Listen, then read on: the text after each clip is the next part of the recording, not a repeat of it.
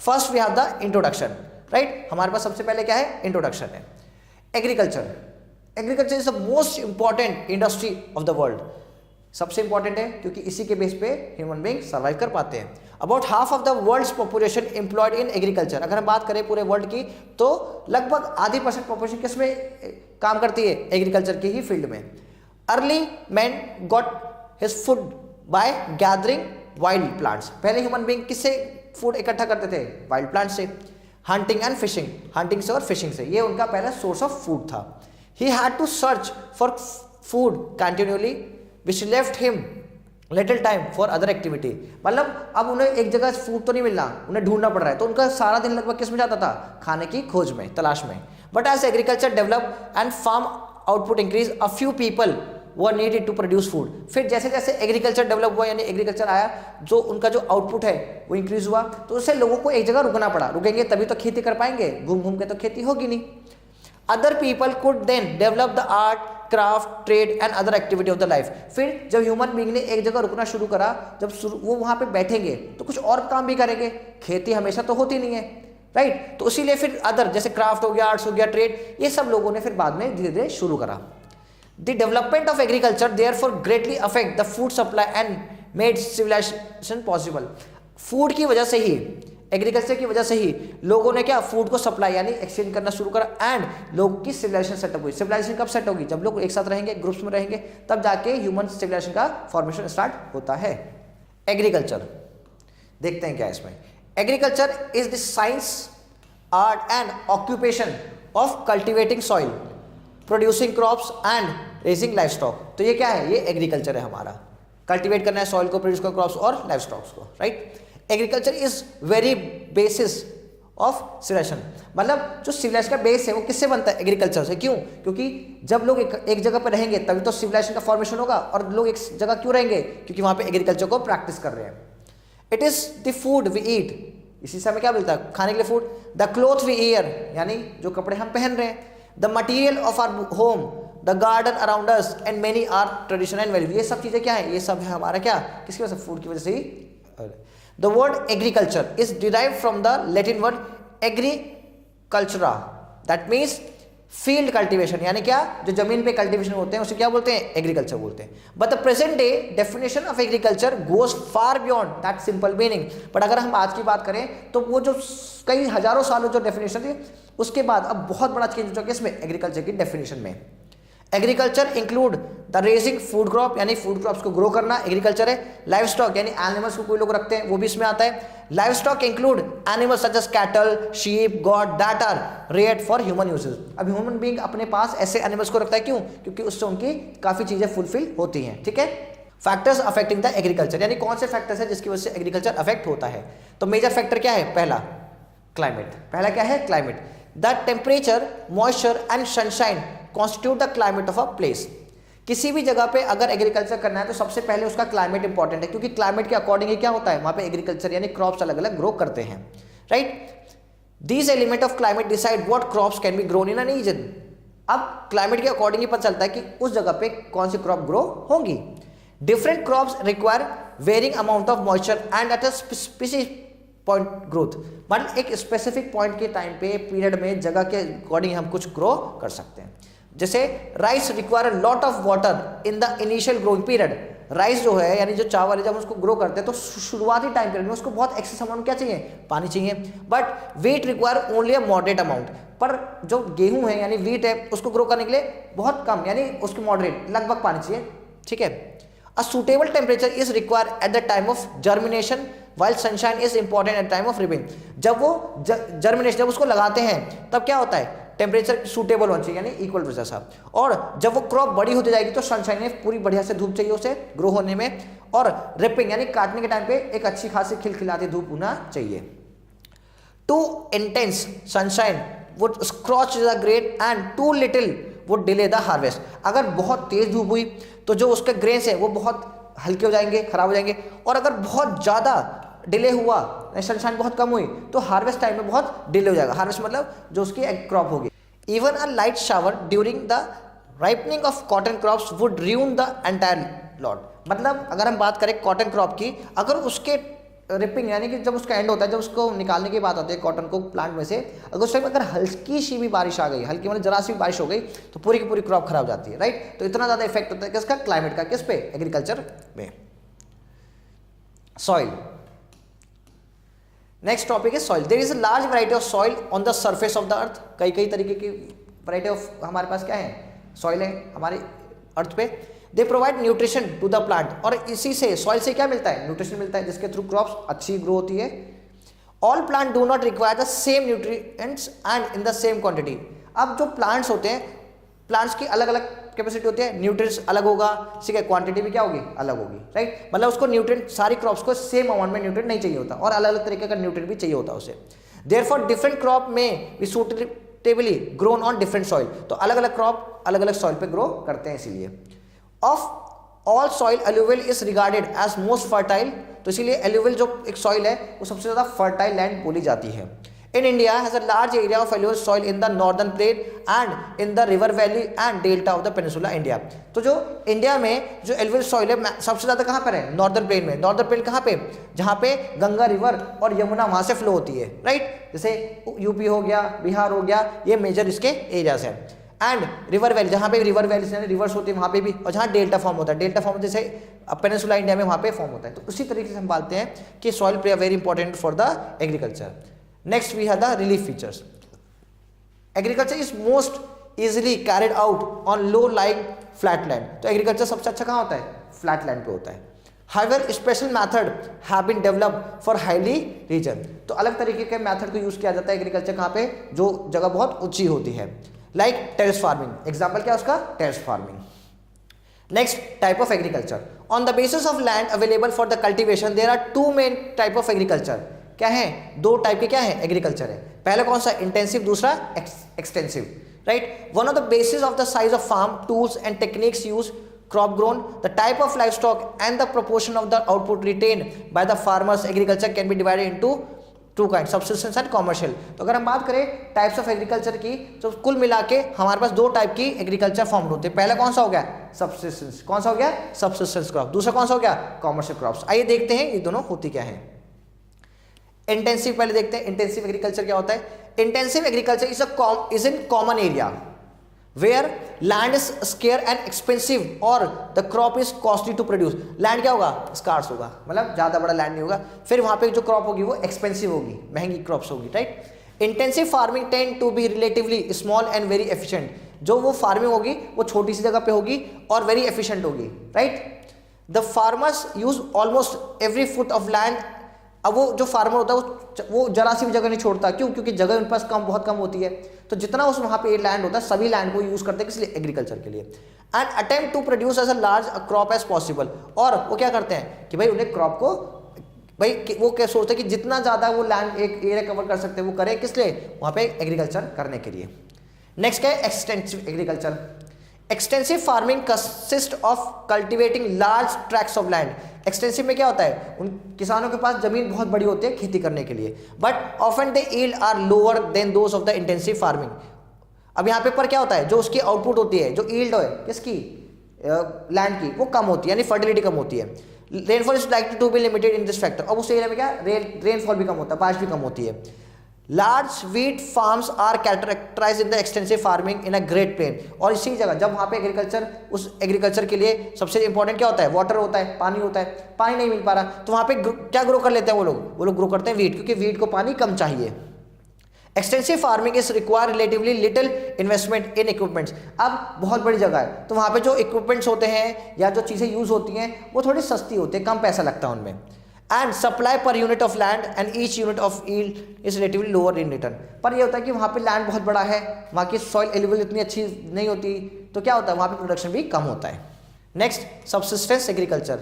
Next क्या है, subsistence agriculture. तो subsistence farming is practice over much of the world. तो सब्सिस्टेंस फार्मिंग लगभग सारी जगह यूज होती है। In this kind of agriculture the farmers family consume all or almost all it raises and has little or no surplus to cell.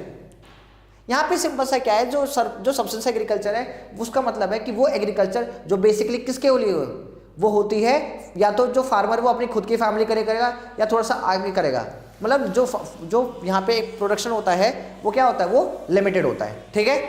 In this type of farming land holdings are small and fragmented. इस type के farming में जो सबसे उसमें जो ज़मीन होती है वो छोटी होती है। क्यों? क्योंकि वो खाली अपने लिए यूज़ करते हैं production. Cultivation techniques are primitive and simple. जो कल्टीवेशन की जो टेक्निक्स हैं वो क्या है, पुरानी होती हैं और आसान होती है, राइट। जो टूल्स हो गए, जो बीज हो गए, यानी सीड, सब पुराना होता है।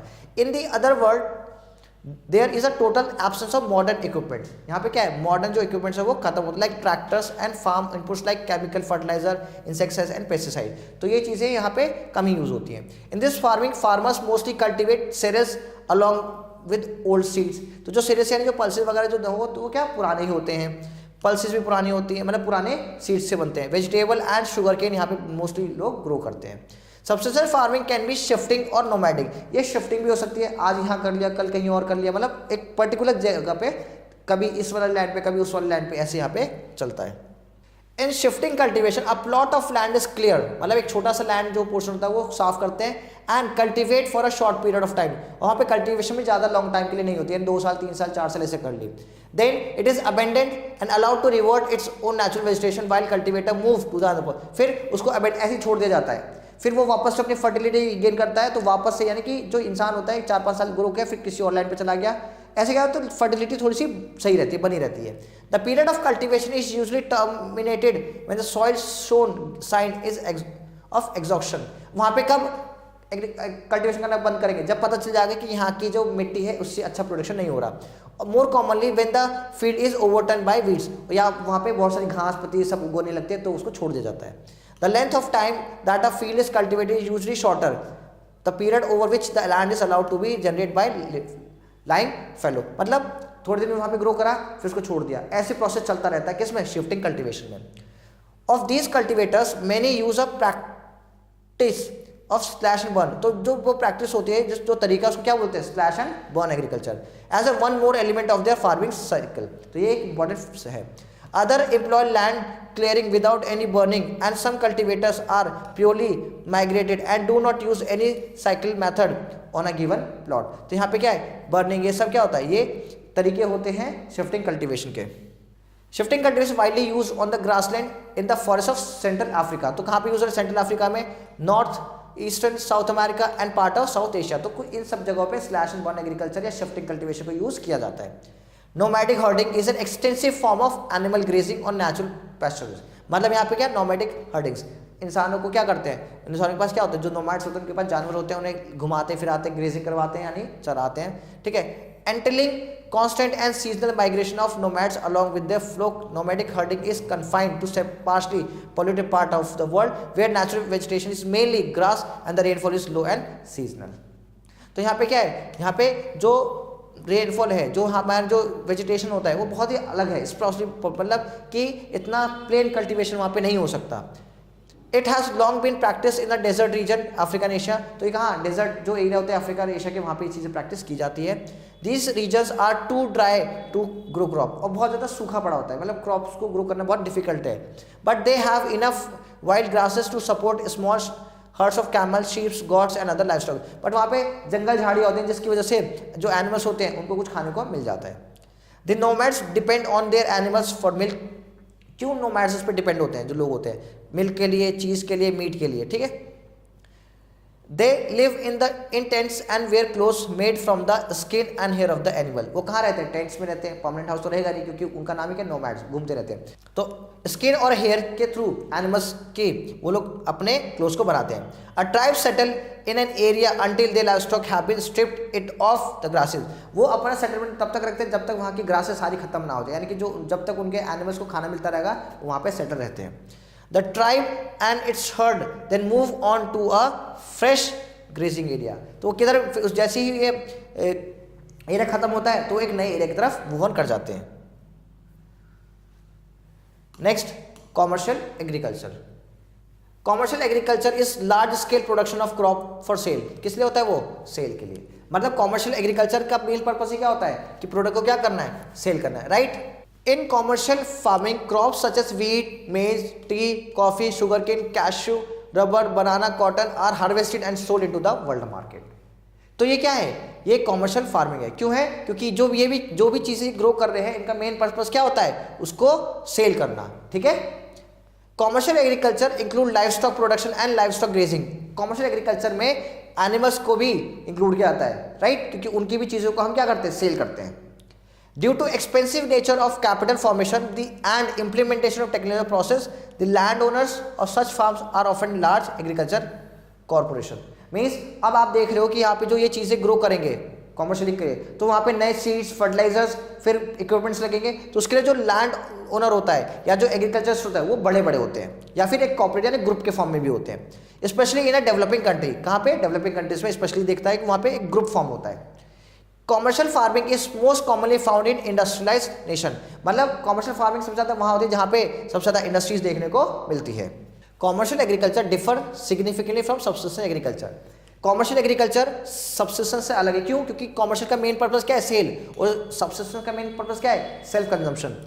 As the main objective of commercial agriculture is achieving higher profit. क्या इसका मेन ऑब्जेक्टिव है कि ज्यादा से ज्यादा प्रॉफिट को अचीव करना है थ्रू इकोनॉमिक स्केल। फिर उसमें कुछ स्पेशलाइजेशन करनी है, यानी अच्छे क्रॉप्स को ग्रो करना है। फिर introduction of capital intensive farming, जो कैपिटल इंटेंसिव फार्मिंग है उसको हमें स्टार्ट करना है। लेबर सेविंग टेक्नोलॉजीज, जो लेबर है मतलब हमें कम से कम लेबर को यूज करना है ताकि पैसे हम बचा सकें। And maximisation of crop yield per hectare through synthetic and natural resources, और हमें जो क्रॉप्स की यील्ड है यानी कि जो लैंड है उसकी भी हमें यील्ड को मेंटेन कर रखना है, बढ़ाना है बल्कि, और उसके चाहे सिंथेटिक या नेचुरल, चाहे हम फर्टिलाइजर ऑर्गेनिक इनऑर्गेनिक दोनों को हम यूज करके, मेन होता है कि उसकी चीज़ों को मेंटेन रखना है। Next, whereas subsistence agriculture is an economic model in which most member of population work in an agriculture to feed themselves and with limited needs to trade। अब बेसिकली क्या है, सबसिस्टेंस एग्रीकल्चर में क्या an economic model होता है, मतलब most या कहाँ पे, जहाँ पे मोस्ट मेंबर पॉपुलेशन, मतलब कि सबसिस्टेंस एग्रीकल्चर वहीं पॉसिबल होता है जहाँ पे जो पॉपुलेशन वो बहुत ज़्यादा है और मैक्सिमम लोग किस में काम कर रहे हैं, एग्रीकल्चर में। और क्यों काम करते हैं एग्रीकल्चर में, अपनी फैमिली को फीड यानी खाने के लिए।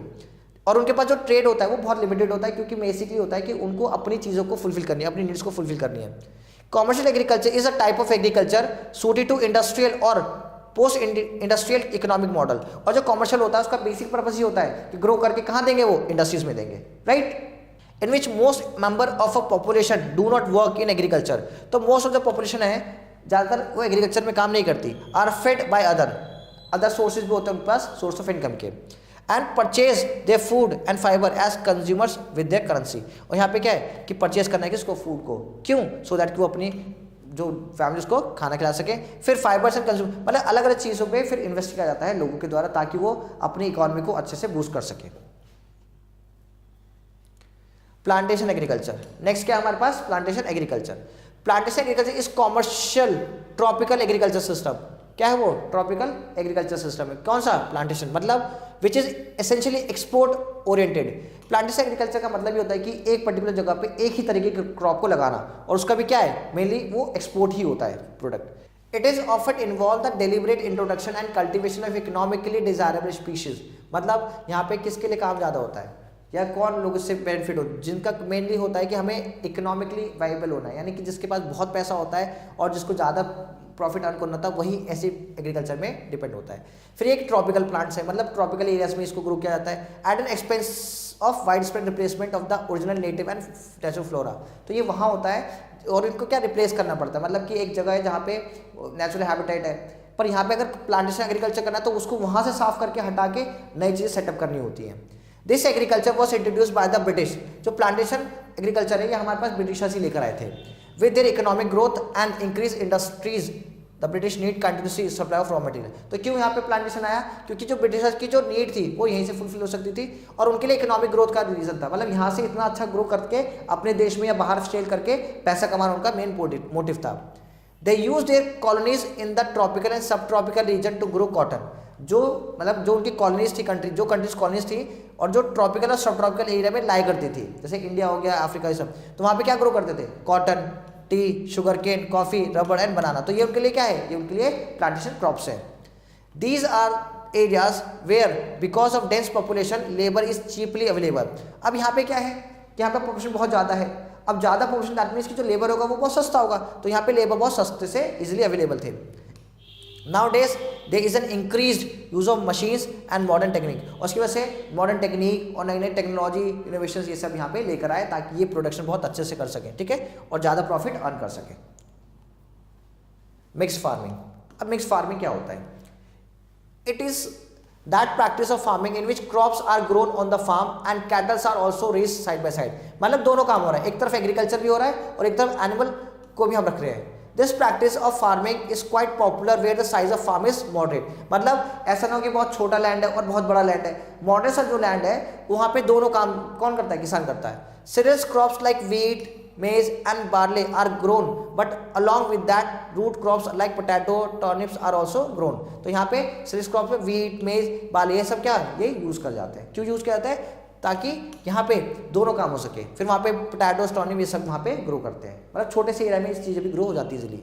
नेक्स्ट, फॉडर क्रॉप्स लाइक एल्फाल्फा and lucernes are also the fodder of the cattle. तो ये दोनों प्रोडक्ट क्या है? एनिमल्स के लिए होते हैं। The animal dung is used for its fertilizing the soil, और जो काउ डंग होता है या एनिमल का जो डंग होता है उसको क्या यूज करते हैं? As a fertilizer, right. Cattle for beef, cattle को किस लिए यूज करते हैं? उसके मांस के लिए, बीफ के लिए। Sheep for the mutton, sheep से क्या मटन मिलता है। Popular poultry for farmers are raised, तो वहाँ पे जो मतलब मुर्गियाँ हो गई सबको यूज करते हैं फॉर मटन, फॉर चिकन वगैरह के लिए। The farmer supplement his income from the sale of variety of farm products. अब जो फार्मर की इनकम होती है एक तरफ तो वो क्या कर रहा है? वो एग्रीकल्चर भी कर रहा है, दूसरा लाइव स्टॉक कर रख के वो इनसे भी इनकम जनरेट कर रहा है। तो इसी प्रोसेस को क्या कहते हैं? Mix farming. Mix farming provide greater security than cultivating simple and crop over the large area. तो क्या है मतलब मिक्स क्रॉपिंग के अंदर क्या है? एक तो कल्टिवेशन कर रहे हैं, दूसरा कि वहाँ पे एनिमल्स रखते हैं। तो ये एग्जाम्पल किसका है? मिक्स क्रॉपिंग का। Next we have the pastoral farming. उससे पहले ये देख लो आप यहाँ पे क्या है? ये सब उन्होंने क्या बना रखा है? ये मिक्स फार्मिंग है, एक तरफ ग्रो हो रहा है, दो चीजें वो ग्रो कर रहे हैं, right. Next, pastoral farming. Pastoral farming is a farming aimed at producing live stock. किसको प्रोड्यूस करे? वो लाइव स्टॉक, यानी कि एनिमल्स को उन्होंने रख रखा है, रादर देन ग्रोइंग क्रॉप्स, ठीक है। क्रॉप्स पे उनका ज्यादा फोकस नहीं। Examples include dairy farming, raising beef, cattle and raising sheep for wool. तो एनिमल्स मतलब एनिमल्स को यूज करते हैं कुछ डेयरी प्रोडक्ट के लिए, हमने क्या बीफ के लिए यूज करते हैं किस? कैटल्स का। फिर हम शीप्स को यूज करते हैं वुल के लिए भी, उनके वुल भी है, फिर उनका जो मटन होता है वो भी। In contrast mix farming is growing both crop and the live stock on the same farm. अगर हम मिक्स फार्मिंग की बात करें तो वो दोनों चीज़ों मतलब एग्रीकल्चर भी कर रहे हैं और एनिमल्स को भी वो यूज कर रहे हैं for their profit. The animals are kept in a permanent ranches. तो यहाँ पे क्या है कि एनिमल्स का एक स्पेसिफिक जगह है जहाँ पे वो रहते हैं। They are fed on natural grasses. उनके लिए क्या? उनका खाना क्या मिलता है? उनके लिए खाना क्या है? नेचुरल ग्रास है। एंड फॉडर क्रॉप्स, और दूसरा क्या है? फॉडर क्रॉप्स है। चला, pastoral farming is common in Argentina. Pastoral farming कहाँ पे कॉमन है? अर्जेंटीना में, फिर ऑस्ट्रेलिया में, फिर ब्राजील में, ग्रेट ब्रिटेन में और Ireland, New Zealand, western United State and Canada among their other places. तो ये सब है जहाँ पे बेसिकली क्या यूज करते हैं वो लोग? परमानेंट पास्चरिंग यूज करते हैं फॉर देयर लाइवलीहुड। नेक्स्ट है डेयरी फार्मिंग। नाम से पता चल रहा होगा इसमें क्या डेयरी प्रोडक्ट्स को हम यूज करते हैं। Dairy farming is a type of agriculture for a long term of production of milk. उसमें क्या आएगा? मिल्क आएगा, usually from dairy cows but also from goat, sheep and camels, which may either process on site or transported to a dairy factory for processing and eventually retail sale, right। तो यहाँ पे ये सारे animals को use करते हैं किस लिए? डेयरी प्रोडक्ट्स के लिए। Most dairy farm have developed near large urban settlement. Basically अगर हम बात करें कहाँ पे सेटल होते हैं तो ये अर्बन सेटलमेंट के पास में होते हैं, जहाँ पे शहर होते हैं उसके आसपास होते हैं। This ensure that quick sale of perishable products like milk and fresh meat. क्यों है पास में? क्योंकि जो ये दोनों गुड्स है ये पेरिशेबल है, यानी कि बहुत कम टाइम तक सेफ रहते हैं, उसके बाद ये खराब हो जाता है। तो दूध और जो फ्रेश मटन होता है, जो मीट होता है, वो बहुत जल्दी से सेल हो जाए।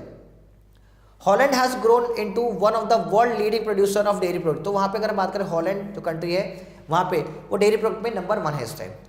Although India has made a late entry into the dairy farming, यानी इंडिया ने इसमें यानी कि डेयरी से प्रोडक्ट बनाने में बहुत लेट एंट्री करी है। Today it's rank first in milk and butter production. और आज की डेट में अगर हम बात करें इंडिया मिल्क प्रोडक्शन और बटर प्रोडक्शन में नंबर 1 हो चुका है। ऑर्चर्ड फार्मिंग, आइए देखते हैं। An orchard is a desirable planting of trees और shrubs that is maintain for food production. क्या है ऑर्चर्ड? एक मतलब तरीका है जिस तरह से प्लांटेशन करते हैं, किसका? ट्रीज का। किस लिए करते हैं? ताकि हम फूड प्रोडक्शन को मेंटेन रख सकें। ऑर्चिड कंप्राइज फ्रूट और नट प्रोड्यूसिंग ट्रीज। इसके अंदर क्या है? फ्रूट्स को ग्रो कर लिया या नट प्रोड्यूसिंग को क्या करते हैं हम? ऑर्चिड कहते हैं। Most orchids are laid out in a regular grid with a grazed or moved grass or a bare soil base that makes maintain and fruit gather easily. मतलब वहाँ पे जो रीजन जगह होगी कैसे, बाउंड ग्रासेस होगी, बड़ी बड़ी ग्रासेस होगी. Orchards are often concentrated near bodies of water. कहाँ पे, वाटर बॉडीज के पास में. Where climate extremes are moderate and bloom time is retarded until frost danger is past. तो ऐसी जगह जहाँ पे ज़्यादा फ्रॉस्ट वगैरह ना हो, ठीक है, ब्रूस हो, मतलब अच्छा खासा वेदर हो, ना ज़्यादा ठंड हो ना ज़्यादा गर्मी हो, उस टाइप के वो चीज़ें वहाँ पे आते हैं. Next, horticulture. Horticulture involve intensive plant cultivation for human use. क्या है वो, जहाँ पे कैसे इंटेंसिव प्लांटेशन, किस लिए, ह्यूमन के यूज के लिए जो चीज़ें ग्रो होती है. It is very diverse in activity. मतलब कई सारी चीज़ें आती हैं हॉर्टिकल्चर, जैसे incorporating plants for food crops. कुछ हमने क्रॉप्स को ग्रो करा है फूड खाने के लिए, कुछ नॉन फूड क्रॉप्स हो गए जैसे फ्लावर्स, ट्रीज, श्रब्स. तो इसमें क्या है, इसमें दोनों चीज़ आ गई, food and non food crops. Horticulture crops are in a great demand in towns and cities. Horticulture की जो डिमांड सबसे ज़्यादा कहाँ पर है, टाउन्स और सिटीज़ में होती है, क्योंकि इनको हमेशा कुछ ना कुछ फ्रेश चाहिए और ताज़ा चाहिए होता है. Fruit farming is specialize in special type of farming. अगर हम उसमें बात करें हॉर्टिकल्चर में, तो सबसे इंपॉर्टेंट क्या है, fruit farming, right. The development of fruit farming largely depend upon the efficient system of transportation. अब फ्रूट फार्मिंग वहाँ पे सबसे ज़्यादा बेस्ट होती है जहाँ पे ट्रांसपोर्टेशन बहुत अच्छा होता है. क्यों, क्योंकि वो पेरिशेबल गुड्स हैं, बहुत जल्दी खराब हो सकते हैं.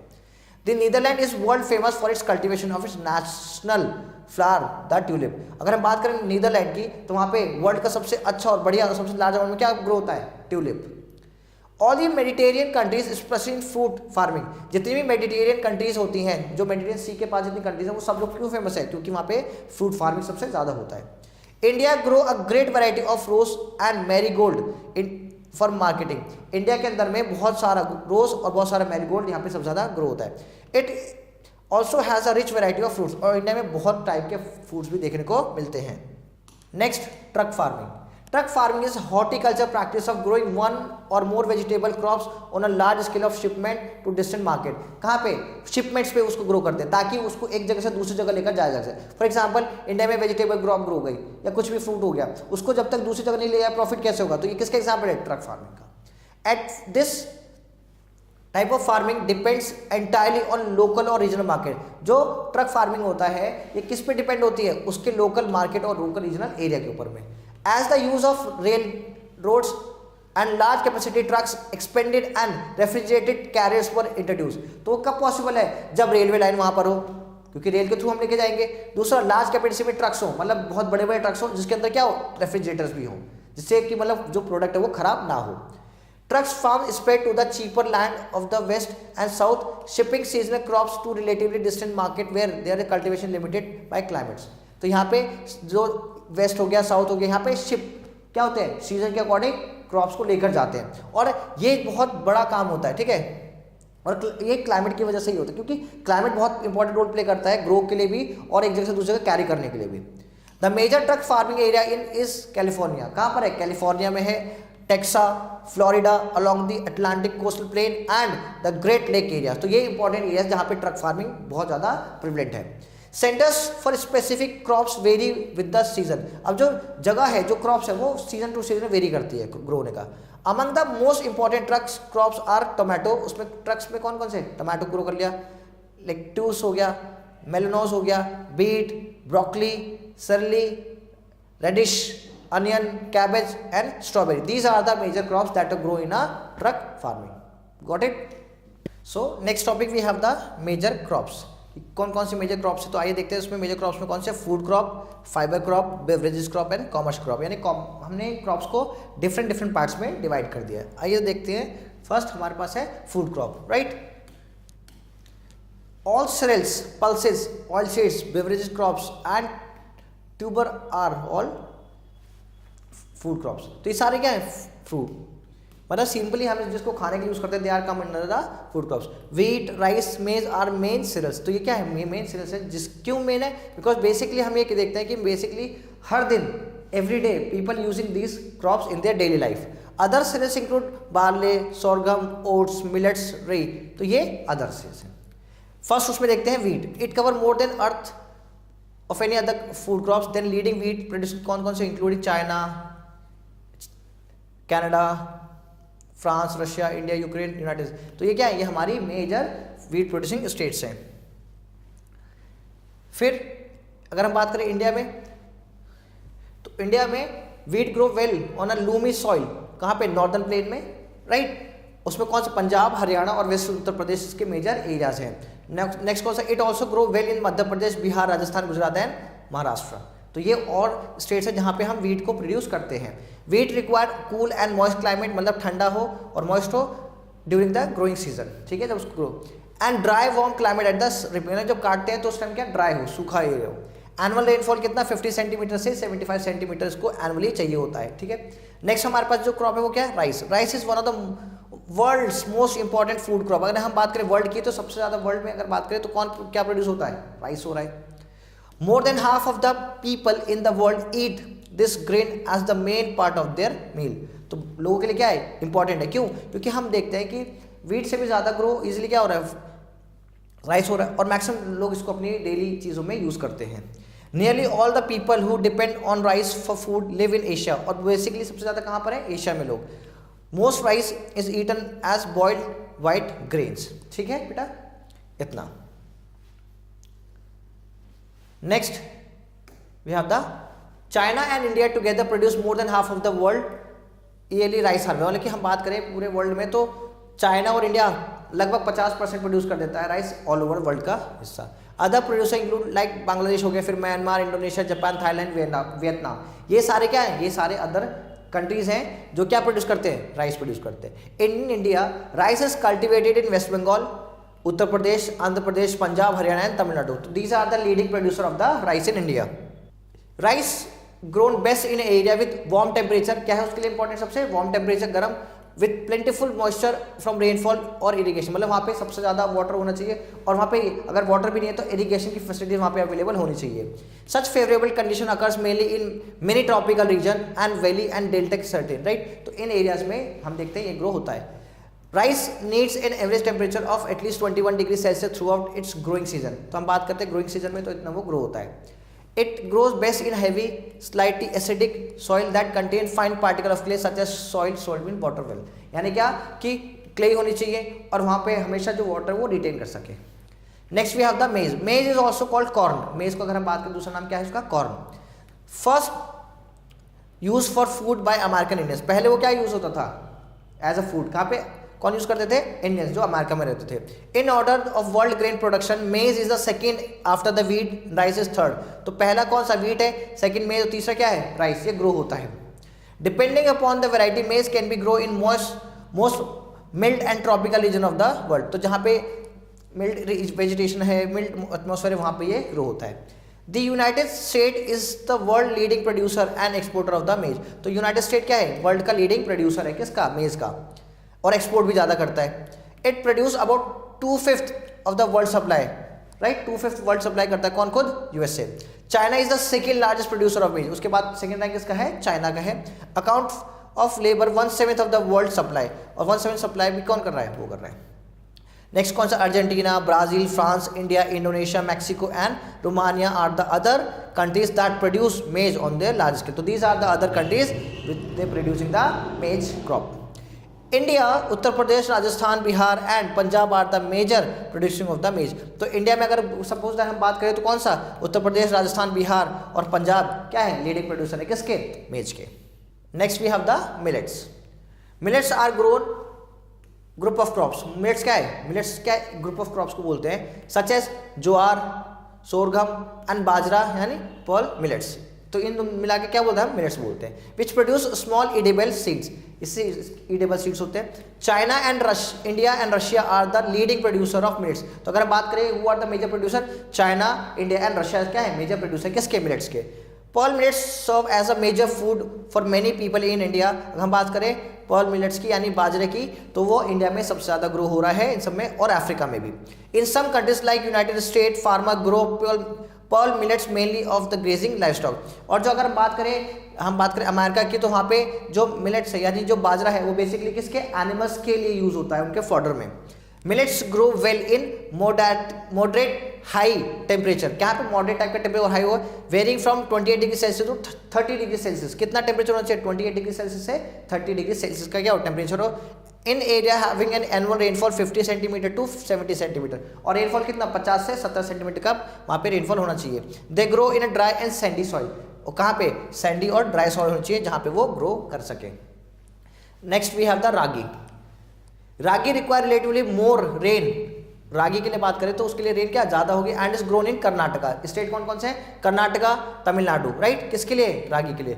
ज्वार कहाँ पे हो रहा है, कर्नाटका में, आंध्र प्रदेश में, महाराष्ट्र में, मध्य प्रदेश में। And bajra is dryer part of Maharashtra, जहाँ महाराष्ट्र में कुछ पार्ट जहाँ पे ड्राई नहीं, हल्का कम बारिश पड़ती है। फिर गुजरात हो गया, राजस्थान, साउथ वेस्ट उत्तर प्रदेश। तो these are the state of the bajra, ठीक है। Next we have the fibre crops. Fibre come from a variety of plants and animal raised on farms. तो हमें वहां से क्या मिलता है, फाइबर मिलते हैं। उसमें सबसे पहला कौन सा है हमारे पास, cotton. Cotton is the most widely used fibre crop. अगर हम बात करें फाइबर क्रॉप्स तो सबसे पहले जो हमारे दिमाग में आता है वो क्या आता है, कॉटन आता है, right. Cotton fiber are woven into soft, strong and absorbent fabric to make clothing, bedsheets, carpets, table clothes and other items. तो ये सारे किस में आते हैं, इन चीज मतलब कॉटन से हम ये चीजें अपने घर में यूज करते हैं, कॉटन से बनी हुई। The leading cotton growing countries, अगर हम बात करें पूरे वर्ल्ड में कौन है जो लीडिंग प्रोड्यूसर है कॉटन का, तो फर्स्ट नंबर पे कौन सा है, चाइना, उसके बाद USA, right. India, Pakistan, Uzbekistan are also produce large cotton crops. तो इंडिया, पाकिस्तान और उज्बेकिस्तान के अंदर में भी कॉटन को ग्रो किया जाता है। In India cotton is growing to large extent in कौन कौन से पार्ट इंडिया में, गुजरात हो गया और Maharashtra, Punjab, Karnataka, Tamil Nadu and Madhya Pradesh also produce cotton. पर सबसे पहले बात करें सबसे ज्यादा कॉटन कहाँ ग्रो हो रहा है, गुजरात और महाराष्ट्र रीजन के अंदर में। More than 50% of cotton grown in temperate region. तो अगर आपसे पूछा जाए कौन से रीजन में ग्रो होता है कॉटन, तो कौन सा रीजन चाहिए, temperate region. Cotton grow best in areas where temperature is between 30 degree Celsius to 40 degree Celsius. उसके लिए कितना टेम्परेचर चाहिए, 30 डिग्री से 40 डिग्री सेल्सियस क्या हो टेम्परेचर हो। Cotton plants require rainfall 60 centimeter to 100 centimeter, और कितना उसको चाहिए रेनफॉल 60 से 100 सेंटीमीटर तक। Black or regur are best suited for the cotton plants. अगर हम बात करें सॉइल की तो उसके लिए ब्लैक सॉइल को दूसरा नाम क्या है, रेगूर सॉइल, ये चाहिए उसके बेस्ट, मतलब कि जहाँ पे ब्लैक सॉइल होगी वहाँ पे सबसे अच्छा कॉटन प्रोड्यूस होगा। Next is jute. Jute is a long soft and shiny fiber that can be spun into a coarse strong thread. इससे क्या बनता है, थ्रेड बनाए जाते हैं, स्ट्रॉन्ग थ्रेड होते हैं। It is one of the cheapest natural fiber, अगर हम बात करें सबसे सस्ता नेचुरल फाइबर है। And is a second only to cotton in an amount produce in variety of uses. यानी कि जहाँ जहाँ कॉटन यूज होता है उसके जगह पे बात करें तो सेकंड नंबर पे कौन सा है हमारा है jute. Jute is usually chiefly to make clothes of wrapping belts of raw cotton, यानी क्या ये यूज करते हैं, हम जूट को यूज करते हैं रैप करने के लिए। एंड मेकिंग सैक्स, यानी कट्टे बोरे जिसे बोलते हैं उसको बनाने के लिए। The fiber are also woven into curtain, chair, coverings, carpets. तो इस जगह भी हम जूट का यूज करते हैं। India, China, Bangladesh are the major producer of jute. अगर हम बात करें पूरे वर्ल्ड में तो इंडिया, चाइना और बांग्लादेश क्या है, इसके मेजर प्रोड्यूसर है, किसके, जूट के। It also produce on a small scale in Nepal, मतलब नेपाल में भी थोड़ी जगह होता है, Myanmar, Thailand and Brazil, these are also a jute producing area. In India jute is cultivated in West Bengal, Assam, Bihar, Uttar Pradesh, Tripura and Meghalaya. तो these are the major jute producing states. ये jute field है। Jute grow best in warm humid climate, गर्म हो और humidity वहाँ पे बहुत ज़्यादा। It require temperature more than 25 degree Celsius. And देखो यहाँ पे क्या कॉम्बिनेशन है कि यहाँ पे टेम्परेचर भी ज़्यादा हो, ड्राई मॉइस्ट हो, और रेनफॉल भी कितना हो 150 सेंटीमीटर, इतना ज़्यादा क्या हो एनुअली रेनफॉल हो। Next beverages crops, right. तो cocoa, beans, coffee and tea are beverages crops. Tea सबसे पहले, tea rank as most popular beverage crops. अगर हम बात करें तीनों में जो बेवरेज क्रॉप्स में सबसे ज्यादा कौन ग्रो होता है, सबसे ज्यादा किसको लोग प्रीफर करते हैं, they are preferring that tea. The use of tea was discovered by China. किसने डिस्कवर किया इसको, चाइना ने। कब, 2737 BC में। India is the largest producer of tea. अगर हम बात करें इंडिया में तो इंडिया भी एक लार्जेस्ट प्रोड्यूसर किसका, टी का। Assam T is popular all over the world, और सबसे अगर हम बात करें पूरे वर्ल्ड में किसकी फेमस है तो Assam is the best place where this can be grown. China is the second largest producer of tea, और चाइना क्या है, चाइना दूसरे नंबर पे किसमें, टी में। Other tea producing countries are Indonesia, Kenya, Japan and Sri Lanka. बाकी ये कंट्रीज हैं जहां पर टी ग्रो की जाती है। The T plant grow in a tropical and सब ट्रॉपिकल क्लाइमेट। अगर हम बात करें क्लाइमेट में तो टी ट्रॉपिकल और सब ट्रॉपिकल एरिया में ग्रो करते हैं। The plant grow quickly at low altitude. अगर हम बात करें तो एल्टीट्यूड कैसा होना चाहिए, लो होना चाहिए, where the air is warm, जहां पे हवा क्या होगी, गर्म होगी। The plant grow more slowly in cool areas, जो ये जहां पे ग्रो करते हैं अगर वहां पे ठंडा है तो वहां पे क्या थोड़ा धीरे धीरे ग्रो होगा। फिर एडिंग टू इट्स फ्लेवर, उसके अंदर फिर फ्लेवर ऐड करते हैं। T also require well drained alluvial soil, कैसी सॉइल होगी उसकी, उसके लिए एलुवियल सॉइल होनी बहुत जरूरी है। T is producing in Assam, अगर हम बात करें इंडिया में तो आसाम में, वेस्ट बंगाल, कर्नाटका और तमिलनाडु, तो ये मेजर प्रोड्यूसिंग है स्टेट्स हैं कौन से, टी के। Next we have the coffee, right. Coffee is favourite drink in almost every country of the world.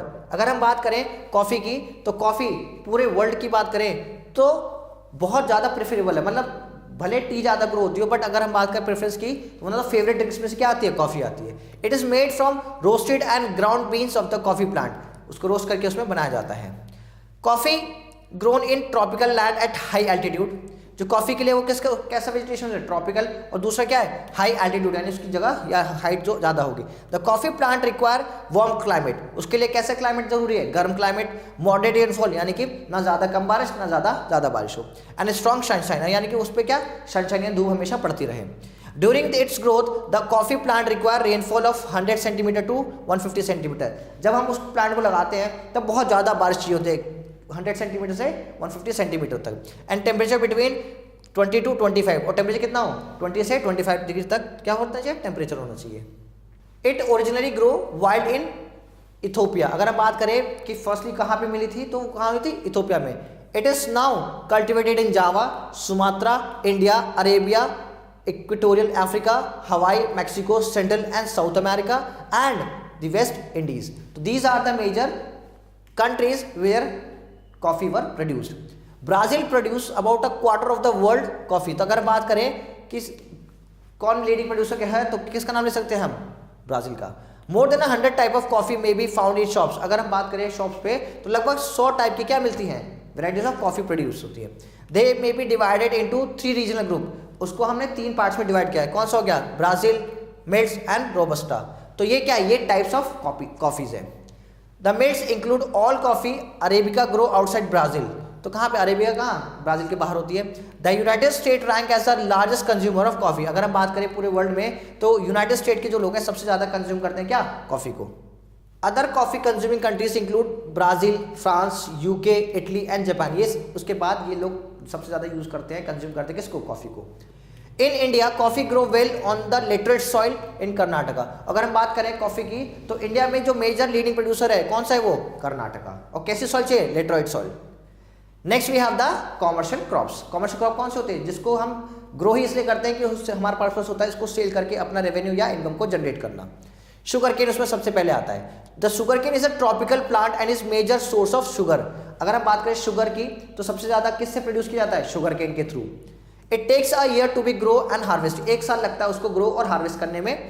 The sugar cane plant grow to a height of 2 to 3 meter, और height कितनी होती है sugar केन की, 2 से 3 metre height होती है। Sugar cane grow well into temperate ranging from 21 degree Celsius to 27 degree Celsius, मतलब जितना टेम्परेचर होगा कितना हो चाहिए, 21 से 27 डिग्री सेल्सियस तक क्या टेम्परेचर चाहिए उसकी ग्रोथ के लिए। It need a long rainy season 6 to 7 month or else irrigation is needed for better production, तो इसके लिए क्या चाहिए, कम से कम 6 से 7 महीने क्या हो, बारिश हो। अगर बारिश नहीं है मतलब रेनी सीजन वहां नहीं हो रहा तो इसको बहुत ज्यादा अमाउंट में क्या चाहिए, वाटर चाहिए। Sugar cane needs very fertile soil, इसके लिए सॉइल भी कैसी हो, फर्टाइल, लाइक एलुवियल सॉइल हो। Deep loamy and well drained soil are ideal for the sugar cane.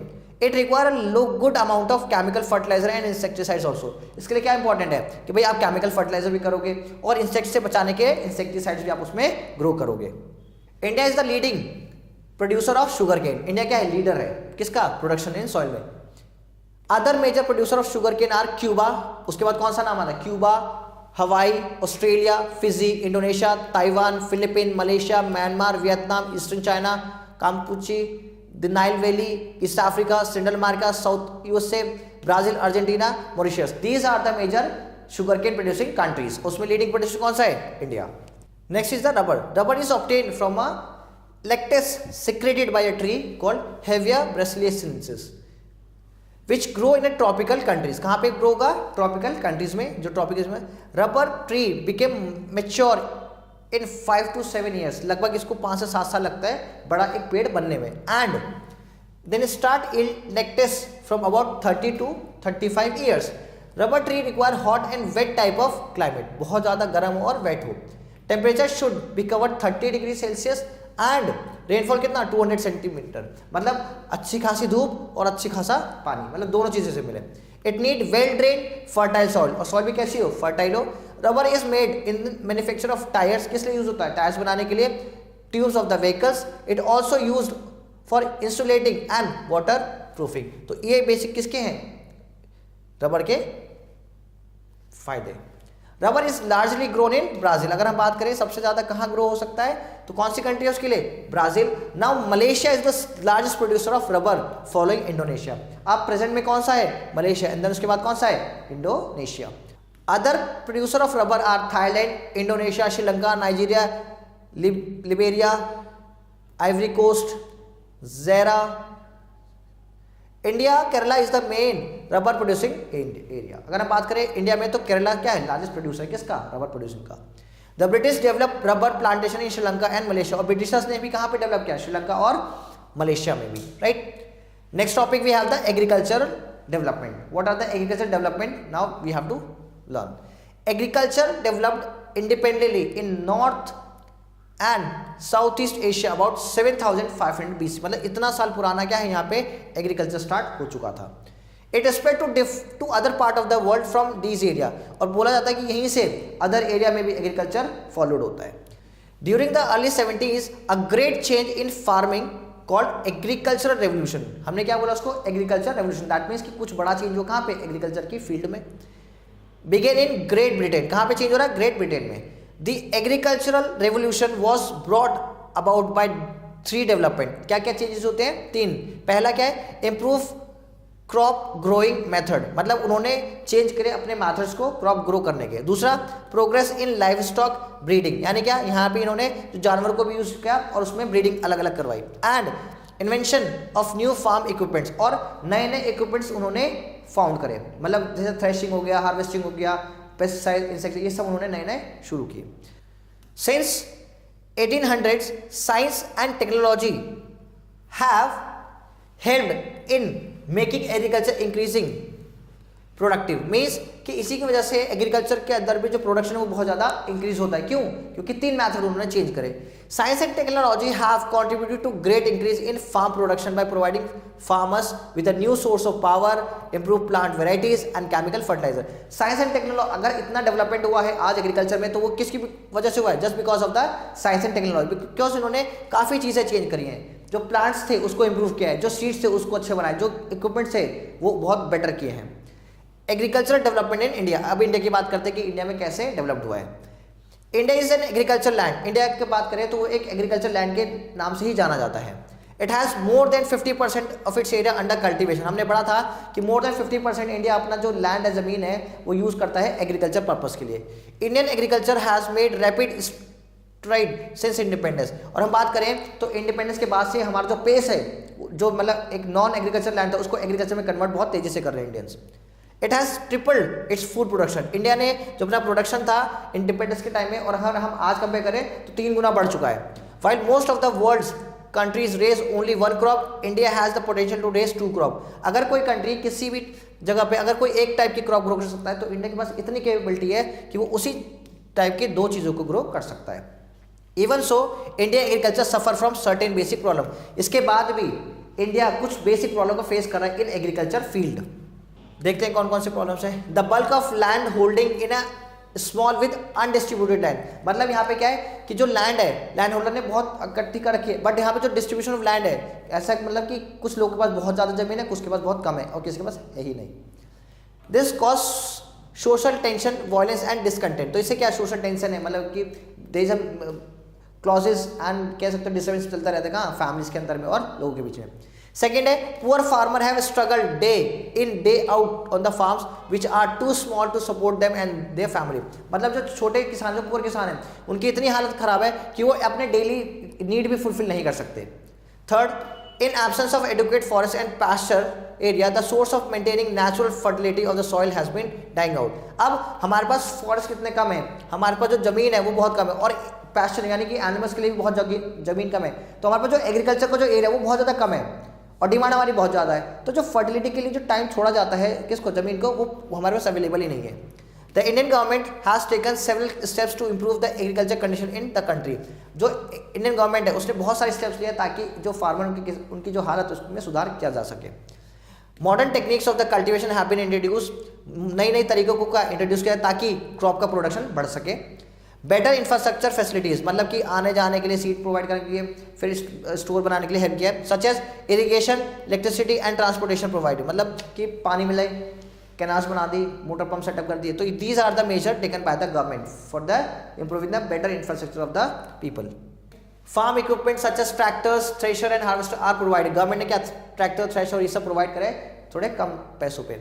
Highly yield variety of seeds, यानी high yielding variety of seeds, chemical fertiliser, pesticide, insecticide, weedicides are made available to the farmer at then the capsule price, मतलब जो एक real price है उससे बहुत कम rate पे government subsidies के थ्रू पेस्टिसाइड, इंसेक्टिसाइड्स, सीड्स ये सब प्रोवाइड कराता है ताकि किसानों पे कम से कम भार लगे।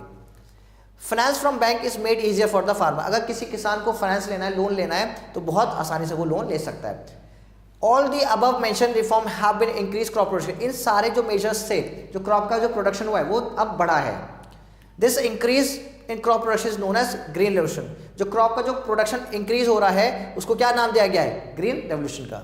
Next, it has been observe that India provide every cereals, pulses, vegetable and fruits, fibre crops and beverage crops, तो ये सब प्रोवाइड किसको करा गया, इंडिया को। 1/10 of the fruit provide in the world comes from India, अगर हम बात करें 1/10 में फूड में, तो कहाँ प्रोवाइड हो रहा है वो, इंडिया में।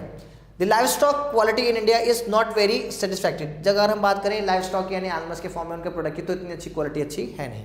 But in milk production we have made significant progress and India is the largest producer of milk in the world, but हमने मिल्क का प्रोडक्शन यानी कि जो दूध है उसके प्रोडक्शन में इंडिया ने अपना फर्स्ट प्लेस इसमें करा है, ठीक है। So students, now we have the exercises, आइए देखते हैं एक्सरसाइज को करके कि कितना हमें इस चैप्टर में लर्न हुआ है। फर्स्ट क्या है, टिक द करेक्ट ऑप्शन है। First, nomadic farming is a part of dash farming, अगर हम बात करें नोमैडिक फार्मिंग की तो कैसे फार्मिंग, इंटेंसिव, एक्सटेंसिव और सब्सिस्टेंस, तो आंसर क्या होगा, सब्सिस्टेंस। सब्सिस्टेंस मतलब कि वो खाली अपने लिए ही ग्रो करते थे। Next, farming aimed at producing live stock rather than growing crops, तो क्या बोलेंगे हम, उसे बोलेंगे पेस्टोरल फार्मिंग, राइट। नेक्स्ट उसके बाद है, अब ये जो तीन है ये आप खुद अपने घर पे होमवर्क करेंगे, ट्राई करें खुद अपने आप। नेक्स्ट हमारे पास क्या है, फिलअप्स है। First, large one crop farms in tropical और सब ट्रॉपिकल रीजन, तो क्या होगा, एक ही तरह की क्रॉप ग्रो करें तो उसको वो क्या बोलते हैं, प्लांटेशन फार्मिंग, क्या बोलेंगे, प्लांटेशन फार्मिंग बोलेंगे, राइट। फिर उसके बाद अब लास्ट वाला देखते हैं, ये 2 3 4 ये आपका होमवर्क है। नेक्स्ट है last, dash is the main producer of coffee, तो कौन सा था, ब्राजील। ब्राजील की बात करें तो Brazil is the main producer of the coffee, right. So thank you student watching this video, stay tuned with us for the next video. Thank you so much, tata bye bye and take care.